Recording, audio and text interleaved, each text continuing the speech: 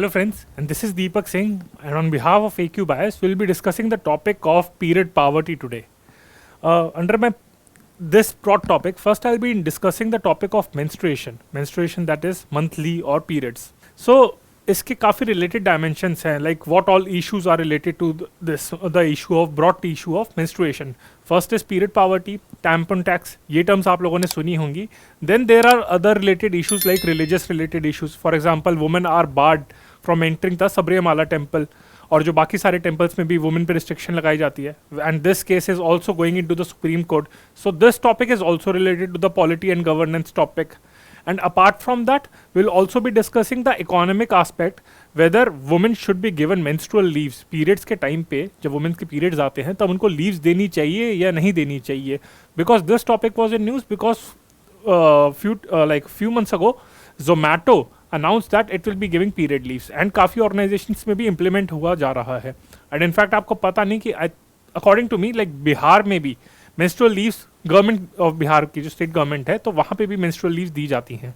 So all these broad topics related to the topic of menstruation, जैसे आपका period poverty हो गया, tampon tax हो गया, debate on the menstrual leaves हो गया, religion रिलेटेड इश्यूज हो गए, और गवर्नमेंट ऑफ इंडिया ने क्या क्या स्टेप्स लिए हैं, इस बैकग्राउंड में हम ये ब्रॉड टॉपिक डिस्कस करेंगे. ये मेरा लेक्चर दो पार्ट्स में डिवाइडेड है. पहले मैं मेंस्ट्रुएशन को ओवरऑल एक्सप्लेन करूंगा और उसके बाद में जो सारे इश्यूज फेस करती हैं वुमेन उनको ब्रीफली एक्सप्लेन करूंगा, and then I will come to the topic of period poverty and tampon tax. क्योंकि कुछ लोगों को लगता है वैसे पीरियड पावर्टी बोलो तो उन्हें लगता है it's more related to the poverty aspect, तो पीरियड को इग्नोर कर देते हैं. तो focus is more on the periods, इस पर ज़्यादा फोकस है. ओके ये जो टॉपिक है आपका पीरियड्स का, इस पे ज़्यादा फोकस होना चाहिए आपका इंस्टेड ऑफ पावर्टी. तो and then in the second series of this lecture जो आपका है, इस लेक्चर को मैं दो पार्ट में डिवाइड कर रहा हूँ. एक तो मैं मेंस्ट्रुएशन के बेसिक्स और पीरियड पावर्टी को डिस्कस करूंगा, and then I will be discussing the other aspects related to the period leaves. फिर रिलीजन रिलेटेड इशूज हैं and what all steps have been taken at the global level as at the national level. और आपको ये भी पता होगा कि menstrual जो वर्ल्ड डे है तो वो ऑब्जर्व करा जाता है हर साल मई 28 को, तो वो भी कुछ टाइम पहले अभी ऑब्जर्व करा गया था. तो इसी बैकग्राउंड में let's discuss the topic of menstruation. So why are we discussing it? Because few days ago a news was published in the Hindu newspaper that a PIO by the name of Amika George, she is just 21 year old, and she was honored as a member of the Order of British Empire for her services to the education. Although services to the education की field में इन्हें honour करा गया था, but her major role was to end the period poverty, because when she was like 17 or 18, then she came across the news that although she belongs to a privileged family, इसके parents Malayalam हैं, पर ये काफ़ी साल पहले migrate कर गई थी और फिर ये अभी यूके में ही पढ़ रही हैं और रह रही है. Then she came across a news that many of the girls, in fact even in a developed country like UK, they can't afford all the sanitary products. तो इसी चक्कर में इन्होंने फिर प्रोटेस्ट करा, प्राइम मिनिस्टर के रेजिडेंस के आगे इन्होंने भी प्रोटेस्ट करा, बट इनका प्रोटेस्ट ग्रेटा थनबर्ग के प्रोटेस्ट से के कंपैरिजन में ज़्यादा न्यूज़ में नहीं आया. And then she played a major role, and in this background only UK starting from this year, that is 1 January 2021, उन्होंने अपने जो वहाँ पे टैम्पॉन टैक्स वगैरह को उन्होंने अबॉलिश कर दिया था. टैम्पॉन टैक्स क्या होता है? जो सेल्स टैक्स या फिर वैट लगता है सैनिटरी प्रोडक्ट्स के ऊपर, जैसे इंडिया में पहले लगता था 12% का टैक्स लगता था. सो दैट वॉज क्रिटिसाइज की this is utility not a luxury thing, तो इसके ऊपर भी टैक्स लगा रहे हैं आप. And this is a basic thing जिससे काफ़ी सारे हेल्थ डिजीजेज भी होती हैं अगर प्रॉपर सैनिटरी पैड ना मिले, आपको सैनिटरी प्रोडक्ट्स ना मिले जो हाइजीनिक है. अगर अनहाइजीनिक सैनिटरी प्रोडक्ट्स आप लोग यूज़ करेंगे तो काफ़ी सारे हेल्थ डिसऑर्डर्स हो सकते हैं. सो उस पर भी टैक्स लगाया जा रहा था. तो ये यूके और बाकी कंट्रीज में भी लगाया जाता है. तो and you will be surprise to know that Kenya in Africa became the first country to abolish that tampon tax. तो इसी बैकग्राउंड में, पर ये सिर्फ ये थर्ड वर्ल्ड कंट्रीज या फिर डेवलपिंग कंट्रीज में इशू नहीं है पीरियड पावर्टी का इशू, ये डेवलप कंट्रीज में भी है और यूके में भी है. So due to her effort the tampon tax was abolished, and then in this background she was honored with the member of the order of the British Empire. So इनका यहाँ पे सिविलियन ऑनर है. So with this she was ordered. तो ये Hindu newspaper के 4th page पे आई थी.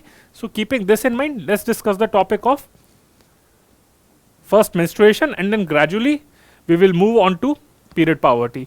पर कुछ लोग अभी भी इसके बारे में ज़्यादा अवेयर नहीं है दैट व्हाट एग्जैक्टली इस पीरियड क्या होता है, मेनार्च होता है, कुछ ऐसी टर्म्स होती है, मेंस्ट्रुएशन क्या है। तो इन सब चीज़ों के बारे में काफ़ी कन्फ्यूजन रहती है, because as a society India we don't discuss it openly. तो उसी टैबू को ब्रेक करते हुए भी मैं इसको बेसिक एक इंट्रोड्यूस करता हूँ कि क्या क्या टर्मिनोलॉजीज होती हैं, so as to clear your concepts also from the science and tech point of view, और आपका बायोलॉजी जो साइंस एंड टेक के अंदर आता है उसके कंटेक्स्ट में भी मैं ऐसे कर लेता हूँ डिस्कस, ताकि प्रीलिम्स में अगर इसके रिलेटेड कुछ क्वेश्चन आ जाए so you will be able to answer. तो ये social issues, biology, science and tech, ये और पॉलिटी हो गया, ये हर चीज़ से रिलेटेड है आपका। Okay, so what is puberty? Puberty is the name given to changes that occur in girls and boys as they grow up. And mainly जो puberty achieve करते हैं गर्ल्स एंड बॉयज, तो ये 10 से 14 साल के बीच में आती है। तो इसमें फिजिकल चेंजेस तो होते हैं, साथ में इमोशनल चेंजेस भी होते हैं। सो ये प्यूबर्टी होती है, that is achieve by both boys and girls, ये प्यूबर्टी होती है। सो इसे अडल्टहुड माना जाता है कि you are becoming an adult. And what is menstruation? तो मेंस्ट्रुएशन होता है, ये वुमेन के रिलेटेड ही होता है, प्यूबर्टी दोनों अचीव करते हैं। Menstruation, it's the normal healthy shedding of blood and tissue from the uterus that exits the body through vagina। तो वेजाइना से जो ब्लड निकलता है which is normal as well as healthy, इसके बारे में बहुत सारे टैबूज हैं, उसके बारे में डिस्कस करेंगे। कुछ लोगों को लगता है कि मेंस्ट्रुअल ब्लड इज अनहेल्दी या फिर ये कोई प्रॉब्लम है, बट इट इज़ नेचुरल, ये हर वुमेन एक्सपीरियंस करती है। ऑल्दो द साइकिल में वेरी, उनकी मेंस्ट्रुएशन की साइकिल इट माइट वेरी, किसी को ज़्यादा आता है ब्लड, किसी को कम आता है, किसी को 28 दिन में आता है, किसी को 30-40 दिन के अंदर आता है, तो ये वेरी करता है, but every woman goes through it. और इसी को जब when the she menstruates, then that time is called as a period और monthly. Sometimes the girl might say that I'm going through my monthly instead of saying period, or she might say that I'm menstruating, or she can say I have my periods। तो ये terms periods हो गए, monthly हो गई, menstruation का time हो गया, तो ये टर्म कहा जाती है। तो it usually last between 3 and 7 days। So average आपका 5 दिन हो गया, and it happens for most girls about once a month, यानी कि 28 days। ये इंपॉर्टेंट है आपका।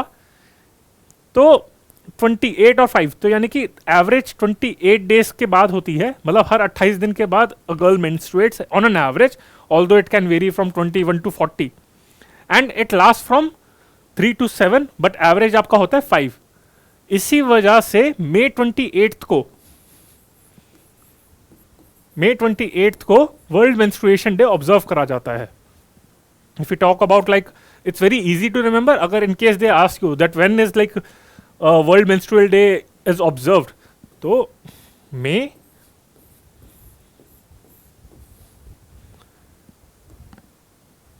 28।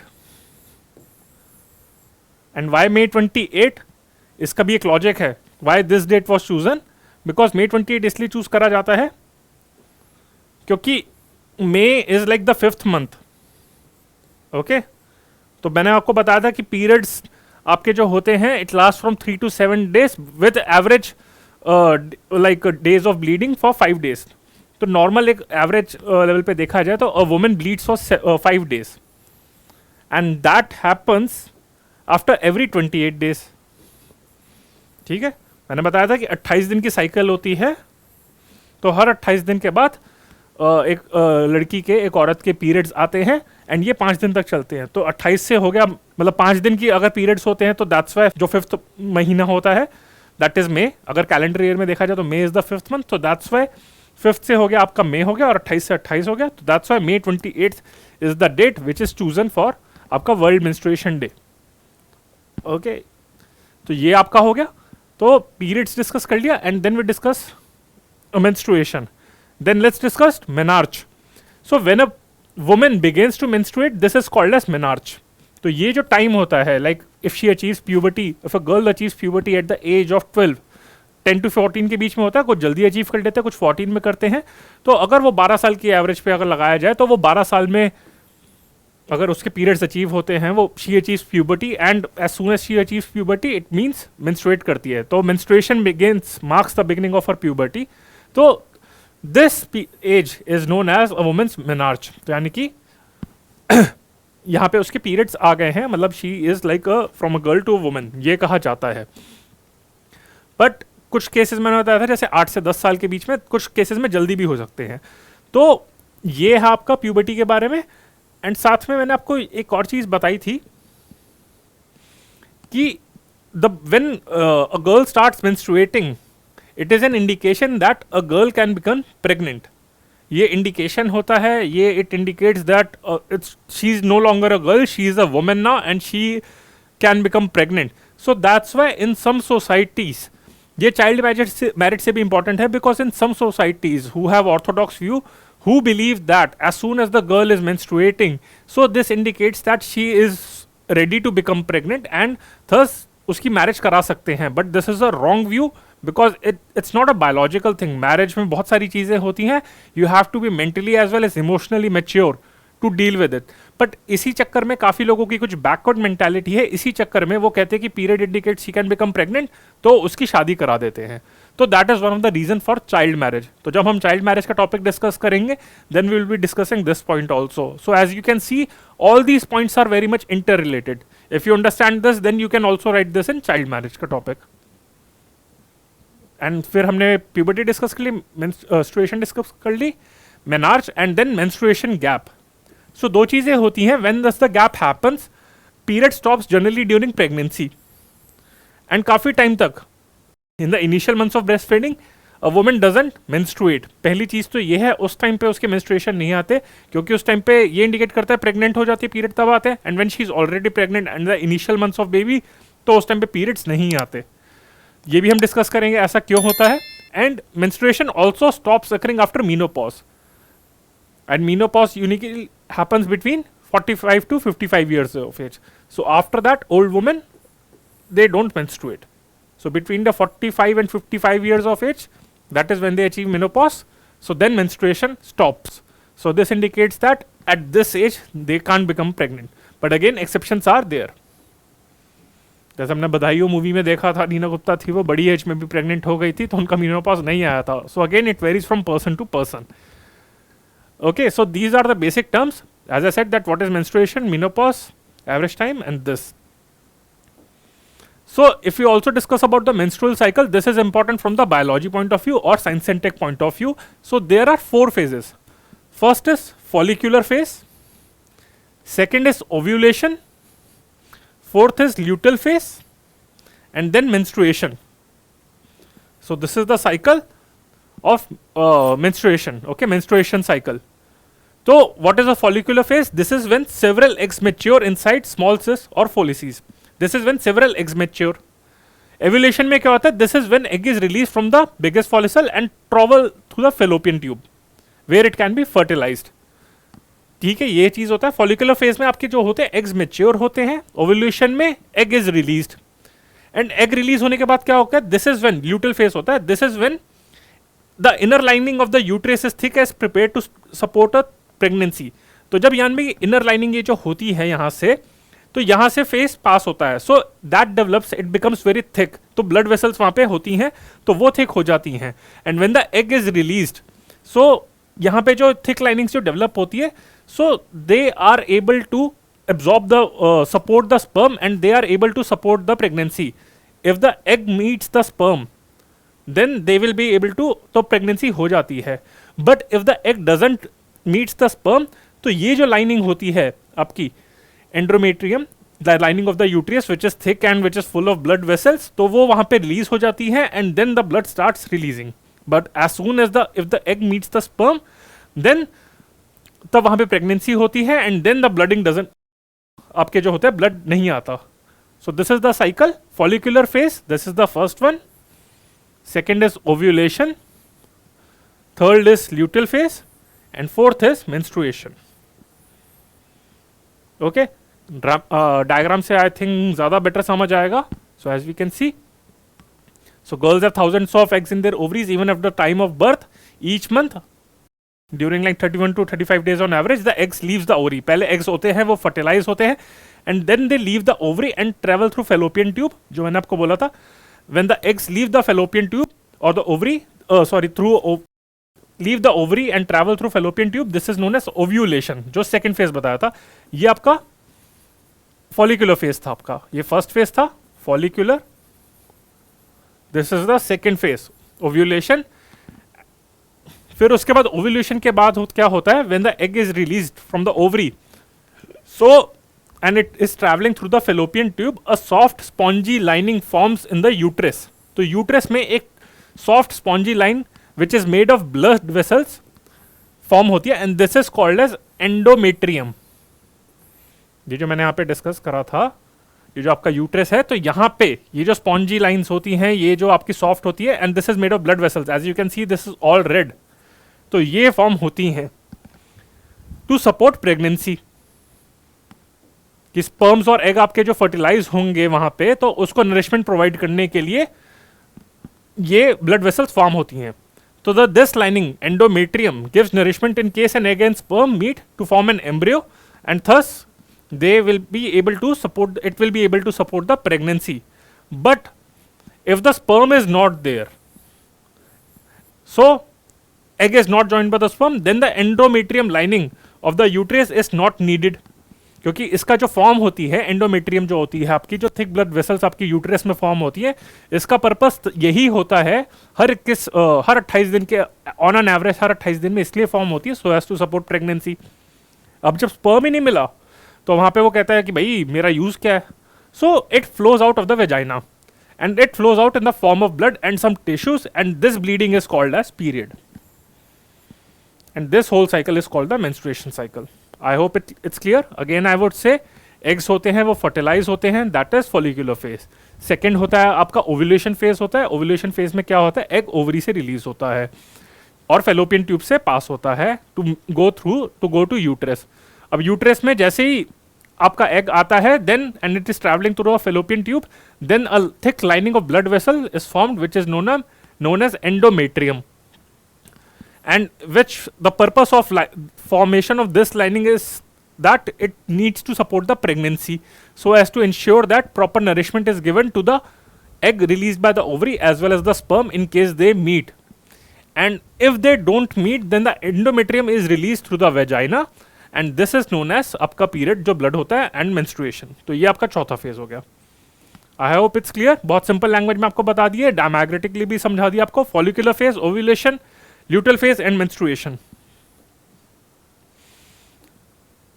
ओके, तो ये हमारा हो गया मेंस्ट्रुअल साइकिल. पहले हमने डिस्कस करी कुछ बेसिक टर्म्स, अब हमने मेंस्ट्रुअल साइकिल करी. अब हम आते हैं मेंस्ट्रुअल हाइजीन मैनेजमेंट फ्रेमवर्क. पहले तो ये इंपॉर्टेंट है कि whether it is management, menstrual hygiene management framework, और it is menstrual hygiene health framework.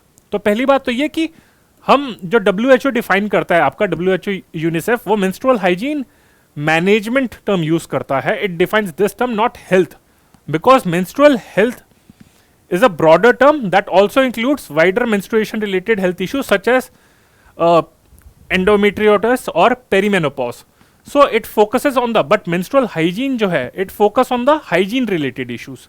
तो हेल्थ में जो भी होते हैं आपके मेनोपॉज रिलेटेड इश्यूज होते हैं या फिर बाकी जो इश्यूज होते हैं वो भी डिस्कस करता है मेंस्ट्रुअल हेल्थ में. पर मेंस्ट्रुअल हाइजीन का है and that is a very broad term, तो उसमें बहुत सारे एस्पेक्ट आ जाएंगे which is very difficult to cover even for WHO and UNICEF. तो पर मेंस्ट्रुअल हाइजीन का है, that is focuses on the only issue of hygiene related issues related to menstruation, and it is easy to define, so that's why they have defined menstrual hygiene management, ठीक है, instead of menstrual health management. So at present no accepted definition of menstrual health is there. So यहाँ पे ये जो term है, sorry यहाँ पे management का नहीं था, यहाँ पे अगर मैं हाइजीन की ये बात करूं तो it is hygiene not health. Okay, it's menstrual hygiene management, not menstrual health management. तो ये ध्यान रखना है यहाँ पे, it's menstrual hygiene management, not menstrual health. ये बहुत इंपॉर्टेंट है. UPSC can try to confuse you. आप लोगों को लग रहा होगा कि मैं ये सब बातें क्यों डिस्कस कर रहा हूं, क्योंकि यहीं से क्वेश्चन आएगा. इतनी डिटेल में ये सारे टॉपिक्स एंड मेंस्ट्रुएशन का टॉपिक बहुत टाइम से न्यूज में, क्योंकि पैडमैन करके भी एक मूवी रिलीज हुई थी जिसमें अक्षय कुमार ने भी स्टार करा था. तो ये सारे जो टॉपिक्स हैं यूपीएससी यहीं से क्वेश्चन पूछेगी, वेदर इट्स मेंस्ट्रुअल हाइजीन और मेंस्ट्रुअल हेल्थ. तो अगर आपने मेंस में भी गलत लिखा तो आपका नंबर कट जाएगा. सो WHO और यूनिसेफ ने इसको डिफाइन करा हुआ है and it focuses on menstrual hygiene management. Again It focuses on what woman and girl needs to manage their period safely, hygienically, with confidence and without shame. तो अगर इसके की एलिमेंट्स देखें, what are the key elements for menstrual hygiene management, तो access to knowledge, access to menstrual absorbents, knowledge और information तो है, पहले तो पता होना चाहिए भाई एग्जैक्टली होता क्या है. काफ़ी लड़कियों को पता ही नहीं होता when they get their first periods, they don't have any idea, तो पेरेंट्स डिस्कस ही नहीं करते. देन उनको पहले प्रॉपर उनको मेंस्ट्रुअल अब्जॉर्बेंट्स भी चाहिए होते हैं. Then water sanitation hygiene infrastructure वो चाहिए होता है. Safe disposable of used menstrual absorbents, क्योंकि ये भी एक एनवायरमेंटल हजार्ड है अगर इन्हें सेफली डिस्पोज नहीं करा जाए. Okay, society and community awareness, support system for all the girls, तो यही है. और सपोर्टिव पॉलिसीज, तो ये सब तो चलो आपके वही हो गया, नॉलेज एंड इन्फॉर्मेशन रिलेटेड हो गए. पर ये जो 4 की पॉइंट्स हैं, access to knowledge, access to menstrual absorbents, and then safe disposable of these absorbents, and water and sanitation and hygiene infrastructure. That is in case they get periods, तो where do they have to change their sanitary pads, ये सब चीज़ें भी हमें discuss करनी है. तो उसके लिए भी इंफ्रास्ट्रक्चर होना चाहिए. तो this are the key elements of menstrual hygiene management. Again it's hygiene not health, तो ये चीज़ का ध्यान रखना. And these are the key elements. For example, if a question comes on menstrual hygiene management, so you need to write down these elements, and you need to also mention that what is the definition and what is not menstrual health. And if we talk about the basic products, तो इसे हम feminine hygiene भी products भी कहते हैं. In case they ask a question on feminine hygiene products, so the answer will be same. So it is made to like catch the menstrual blood, and these can be categorized into 2 types. One is disposable and other is reusable. Many of you don't know that these are all, they are also reusable products. So एक disposable में अगर बात करें तो sanitary napkins, जैसे आपका Whisper Ultra Free हो गया, तो उसके sanitary napkins जिसकी टीवी पे ऐड भी आती है. दूसरा हो गया tampons हो गया. ये टर्म काफ़ी इंपॉर्टेंट है tampons, क्योंकि इसी के रिलेटेड एक और टर्म है by the name of tampon tax. तो वो काफ़ी कंट्रीज में अबॉलिश हुआ जा रहा है. when in India GST and VAT was abolished on sanitary products, so it was known as that tampon tax has been abolished. Then disposable menstrual cups made of soft plastic. So ये हमने disposable में हो गए, but then they are reusable products also, that is menstrual cups. एक तो menstrual cups normal हो गए plastic के बने हुए, but those menstrual cups made of silicone can last for 5 years or longer. So these are reusable. Then reusable cloth pads also, sanitary napkins भी काफ़ी reusable होती है, and padded and period proof underwear. तो ये सब भी आ जाते हैं. So as we can see that this is a menstrual cup, this is a tampon. Again this is very much important, क्योंकि इसी के नाम पे tampon tax मैं भी अगला टॉपिक डिस्कस करूंगा. Okay, then sanitary napkins and period proof underwear. So all these are the elements of आपका menstrual और feminine hygiene products. उसके बारे में ये है. Now what are the issues, what are the key issues related to, what are the analysis? If we talk about the critical analysis, as I mentioned that we at AQ Bias, we follow 3C approach, that is comprehensive. So we cover all the prelims as well as means related information. It has to be concise, to be taught in very short instead of giving lengthy lectures, and then current oriented. So what are the issues if we talk about the analysis part? First is low access to hygiene products.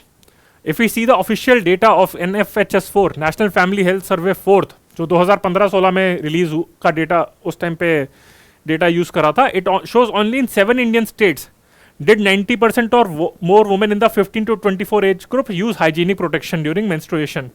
So यानी कि सिर्फ अगर हम 7 state की बात करें, अभी तो हमारी कितनी है 30+ स्टेट्स यूटीज हैं, तो 7 स्टेट्स में देखा जाए तो सिर्फ 7 ऐसी स्टेट्स हैं जहाँ पे 90% और more women in the 14 to 24 age group they use safe hygiene protection.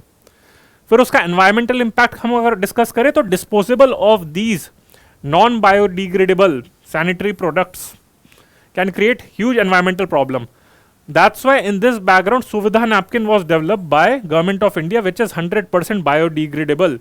So स्वच्छ भारत अभियान के बारे में अगर हम broadly discuss करें, if you are asked to write an answer on this, so just don't focus on कि टॉयलेट का कंस्ट्रक्ट कर दिए गए हैं तो सैनिटेशन आ जाएगी.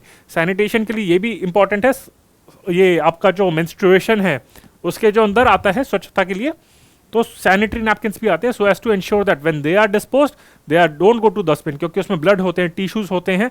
हो सकता है although that blood is safe, उसमें कोई वहाँ पे इश्यूज नहीं है उसमें, बट साथ में कुछ अगर एनवायरनमेंट में आता है तो it can create some problem in the environment. तो इस चक्कर में बायोडिग्रेडेबल नैपकिन्स ये भी बनाए गए हैं। So first is low access, second is environmental impact. Then another issue is related to period poverty, जिसके बारे में हम अलग से डिस्कस करेंगे अभी थोड़ी देर में। Another issue is cultural and religious issues, we will also discuss this in my next lecture.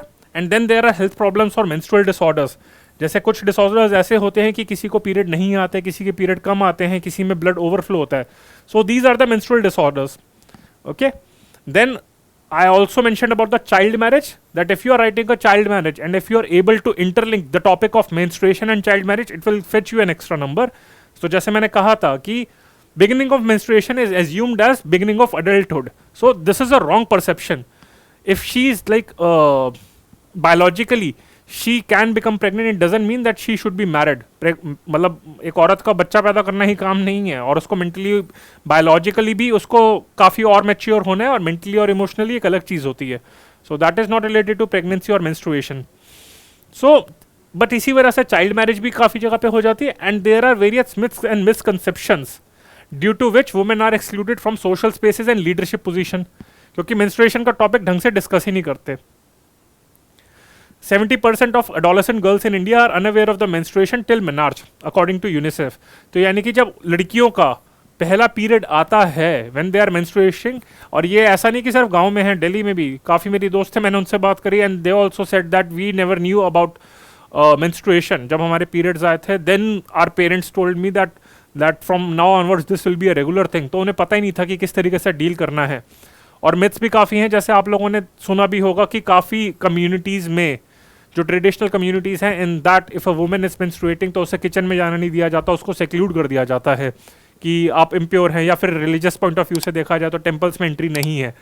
So due to these myths and misconceptions उनको अलग से ट्रीट करा जाता है ड्यूरिंग मेंस्ट्रुएशन।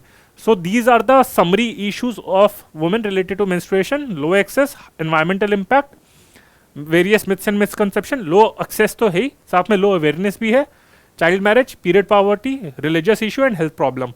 बाकी सारे तो मैंने डिस्कस कर लिया। इसमें पीरियड पॉवर्टी और कल्चर वाला जो इशू है वो मैं अभी अलग से डिस्कस करूंगा सेपरेटली। पीरियड पॉवर्टी में अभी डिस्कस करूंगा, और culture and religious issues related to menstruation and आपका period leave, that I will be discussing in my next lecture. So if we talk about, a question can be framed from UPSC that what all human rights are violated because of menstruation related issue, because of improper menstrual hygiene management framework. So पहला तो हो गया आपका right health, because menstruation stigma prevents women from seeking treatment for menstrual disorders, क्योंकि काफ़ी stigma होता है, काफ़ी मिथ्स हैं, इसके चक्कर में काफ़ी औरतें हेल्थ प्रोवाइडर्स के पास जाती ही नहीं है। राइट टू एजुकेशन, क्योंकि पीरियड्स के टाइम पे कुछ लड़कियां, उनको घर से निकलने नहीं दिया जाता है, या फिर घर में मतलब स्कूल्स में, क्योंकि टॉयलेट्स नहीं है, गर्ल टॉयलेट्स नहीं है, तो वहाँ पे इन केस दे ब्लीड तो अनकंफर्टेबल हो जाएगा, तो इस वजह से स्कूल से एब्सेंटेशन काफ़ी हो जाता है। And poor educational outcomes. Right to work, again work में वहाँ पे एब्सेंटिज्म होती है। And they also refrain from taking certain jobs, जैसे फील्ड जॉब्स हो गई, तो वहाँ पे वो ढंग से कंट्रीब्यूट नहीं कर पाती उस टाइम पे, तो ये भी प्रिवेंट करता है, क्योंकि there are no active policies to ensure that during menstruation women are treated well and they are given leave. और साथ में फिर वही होते हैं, डिस्क्रिमिनेशन होती है उनकी। और right to water and sanitation during, ये भी इशू है, क्योंकि उस टाइम पे उनको बेदिंग फैसिलिटीज, जो पब्लिक बेदिंग होती है, पब्लिक टॉयलेट्स होते हैं, उस पर कहीं जगह पे जाने नहीं दिया जाता है वुमेन आर मेंस्ट्रुएटिंग, विलेजेस वगैरह में। So all these human rights of a women are violated due to low awareness of menstruation related issues. So this is a small contribution from our end to even deal with the issue of menstruation, apart from guiding the UPSC aspirants. So let's discuss the topic of the day. So this is the basic overview of menstruation. I hope you are okay with it. I hope आप लोगों को सब समझ आ गया होगा. Let's discuss the topic of period poverty, जो हमने जैसे स्टार्ट करा था, जिसमें Amika George of UK of Indian descent, a PIO, उन्हें वहाँ पे मेंबर ऑफ ब्रिटिश एम्पायर बनाया गया था at the age of 21. So as you can see, even young people are also playing a major role in bringing social change. Age is no barrier. So जैसे आपका हो गया मलाला हो गई, फिर आपके ग्रेटा थनबर्ग हो गई, तो इसी तरीके से अमिका जॉर्ज भी हैं. ओके, अब डिस्कस करते हैं पीरियड पॉवर्टी. तो again as I said in the starting of my lecture, in the beginning of my lecture, that focus more on the period than instead of poverty. If you don't know about it, if you're not aware like what a period is, then it's better कि आप लोगों को अभी यहाँ पे clear हो गया होगा. तो what is period poverty? It describes the struggle of many women and girls while trying to afford to get access to affordable menstrual products. Okay, साथ में एक तो ये भी है, and apart from that, it also refers to the increasing economic vulnerability faced by women and girls due to the financial burden posed by menstrual supplies. और Covid में period poverty काफ़ी बढ़ गई थी. इसी कंटेक्स्ट में एक और चीज़ हम कर रहे हैं, क्योंकि कोविड में क्या हुआ था, क्योंकि जॉब लॉस हुए थे, तो ये भी केसेस में देखा हुआ था. For example some of us या फिर अर्बन इंडिया में ऐसा लगता होगा कि भाई सैनिटरी पैड्स को एक्सेस करना काफ़ी बड़ी चीज़ नहीं है. ओके, इट्स वेरी चीप, मिल जाता है. But if you talk about poor people, then it's a luxury for them. ऐसे केसेस में भी देखा हुआ है. इनफैक्ट अगर मैं ये बात करूंगा कि केन्या के केस में अगर बताऊंगा, तो केन्या में ऐसा भी ऑब्जर्व कर रखा था, and this is was stated by आपका आई थिंक यूएन वुमेन की रिपोर्ट में था, या फिर यूनाइटेड नेशन की किसी ऑर्गेनाइजेशन ने कहा था, आई थिंक यूनिसेफ ने, कि इन Kenya many girls engaged in prostitution just to make sure that they have money to access sanitary products. तो ये इतनी बड़ी चीज़ है मतलब वहाँ पे कुछ कंट्रीज में या फिर कुछ रीजन्स में, कि कुछ लड़कियाँ केन्या में प्रोस्टिट्यूशन में एंगेज हुई थी so as to make sure that they have money so that they can afford sanitary products. ये उनका रीज़न था. तो आप देख सकते हैं कि यानी कि कितनी गरीबी भी है, मतलब it's like a diverse world in terms of class. तो एक तो चीज़ यही होगी कि वो अफोर्ड नहीं कर पा रही, और दूसरा होता है कि अगर अफोर्ड करती हैं तो उनके बाकी सारे फाइनेंसेस पे इफेक्ट आ जाता है. So that is known as period poverty. And corona virus में because it impacted the household income as well as there were lockdown, so period poverty बढ़ी थी. तो एक और चीज़ है कि ऐसा नहीं है कि ये सिर्फ आपकी साउथ एशियन या फिर डेवलपिंग कंट्रीज या थर्ड वर्ल्ड कंट्रीज में, लो इनकम कंट्रीज में, in fact in industrialize countries, develop countries, UK, USA, वहाँ पे भी पीरियड पॉवर्टी होती है. तो वो मैंने आपको बताया था अमिका जॉर्ज का कि दैट हैपेंड इन यूके. तो वहाँ पे भी पीरियड पॉवर्टी का इशू है, ऑल्दो कम. सो इम्पैक्ट इसका वही है, इट कॉजेज जो आपके सारे ह्यूमन राइट की वायलेशन है कि स्कूल एंड एजुकेशन पे प्रोडक्ट आता है, अगर हेल्दी हाइजीनिक प्रोडक्ट्स नहीं मिल पाते then they go for unhygienic products, जैसे रैग्स हो गए, न्यूज़पेपर हो गए. तो इसके चक्कर में हेल्थ कॉम्प्लिकेशंस काफ़ी बढ़ जाती हैं. और जैसे मैंने आपको बताया था कि कोपिंग मैकेनिज्म के कंटेक्स्ट में कि केन्या में तो कुछ लड़कियां प्रोस्टिट्यूशन तक में एंगेज हो गई थी सो एज टू पे for their menstrual products, hygienic products. So you can see how serious is the issue. और इसी बैकग्राउंड में केन्या में जैसे ये इशू हुआ था, so in 2004 Kenya became the first country to abolish sales tax for menstrual products. तो इसी बैकग्राउंड में केन्या में क्योंकि इतनी ज़्यादा सिचुएशन खराब हो गई थी, तो 2004 में not some other develop country या फिर बाकी कोई और कंट्री नहीं थी, केन्या थी एक अफ्रीका में जो कंट्री है, तो it became the first country. So this is very important from a prelims point of view that it is the first country to abolish sales tax और tampon tax for menstrual products. तो ये period poverty हमने कर लिया discuss. इसी के related एक और टॉपिक डिस्कस कर लेते हैं टैम्पॉन टैक्स का, because it is also cause for period poverty. Now what is tampon tax? Tampon tax मैंने आपको बताया था कि actually it's derive from the word tampon. तो टैम्पॉन मैंने आपको बताया था कि what is a tampon. Tampon is this sanitary product. So what is it? It is like a stick along with which some menstrual absorbents are there. So it is inserted in a vagina when a girl is menstruating. There is no shame in discussing in all this. We are mature enough. तो it is inserted in a vagina so as to absorb the blood. तो जैसे कुछ लोग लड़कियां होती हैं वो आपके सैनिटरी पैड्स यूज़ करती हैं, बाकी कुछ लड़कियां वो टैम्पॉन्स को भी यूज़ करती हैं. ये डेवलप कंट्रीज में ज़्यादा होता है. तो इसी से वर्ड डिराइव हुआ है टैम्पॉन टैक्स. बट साथ में ये भी मैं बताना चाहूँगा कि टैम्पॉन टैक्स वैसे तो नाम इसका टैम्पॉन से डिराइव्ड है, but it is applicable to all tax on all the sanitary products. तो ऐसा नहीं है कि सिर्फ टैम्पॉन्स पे ही टैक्स लगता है. आपके सैनिटरी नैपकिन्स हो गए, रीयूजेबल आपके अंडरवेयर्स हो गए, और आपके जो बाकी जो भी आपके मेंस्ट्रुअल प्रोडक्ट्स में आपके आते हैं, मेंस्ट्रुअल कप्स हो गए, तो उस पर भी एप्लीकेबल है. सो उस पर वैल्यू एडेड टैक्स और सेल्स टैक्स लगता है. तो वो है आपका. और ऐसा नहीं है कि इन सब चीज़ों पे जो टैक्स लगता है वो स्पेशली इस पे लगता है. It's like applicable to all the products. ऐसा नहीं है कि एक टैक्स के बाद उस पर स्पेसिफिकली एक सेस भी लगा दिया, एक सुपर टैक्स लगा दिया. It is for example GST लगा, अब सारी आइटम्स पे लगा है, तो उन्होंने कहा मेंस्ट्रुअल प्रोडक्ट्स पे भी लगा देते हैं. ऐसा नहीं कि जीएसटी तो लगा हुआ है, साथ में उसके ऊपर कुछ और भी टैक्स लगा देते हैं. So that is not a normal GST, a normal VAT which is applicable on all the sanitary products. So इसलिए यही कहा जाता है कि इसको अबॉलिश करने के लिए, because it is key for abolishing period poverty. Otherwise tampon tax is a major contributor to period poverty, क्योंकि यही कहा जाता है it is a basic necessity. ये कोई लग्जरी गुड नहीं है, ये हेल्थ पॉइंट ऑफ व्यू से इंपॉर्टेंट है और ये हर वुमेन इशू फेस करती है। तो इस पे यानी कि टैक्स अबॉलिश कर देना चाहिए, क्योंकि हर साल मतलब अराउंड 30 महीने, या फिर अगर कैलकुलेट करा जाए अगर number of days into number of years, तो अराउंड 6 साल अपनी पूरी लाइफ में एक औरत अपने पीरियड से गुजरती है, उसके पीरियड्स में निकाल देती है 6 साल लाइफ के अगर देखा जाए। सो इसी बैकग्राउंड में इसे अबॉलिश कर देना चाहिए। तो Kenya led the initiative in 2004 and then other countries also, Canada, India, Colombia, Australia, Germany, Rwanda, Britain, they also followed. अगर यूके की बात करें रीसेंट डेवलपमेंट्स में, तो इन 2021 जनवरी 1 तो UK abolished 5% VAT on women sanitary product. उससे पहले नवंबर 2020 में Scotland which is a part of the UK, उसने तो और एक और स्टेप लिया। It became the first country in the world to make period products free of cost to those who need them under the period products free provision Scotland act.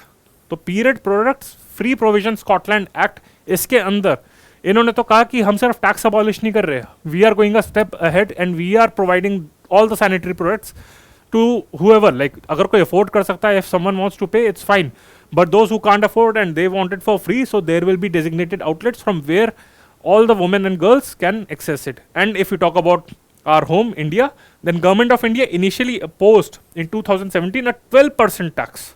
मतलब GST के बाद देखिए जो जीएसटी को criticise कर रहा था 12% tax, UK में भी 5% टैक्स था सिर्फ, पर इंडिया में तो 12% लगा दिया।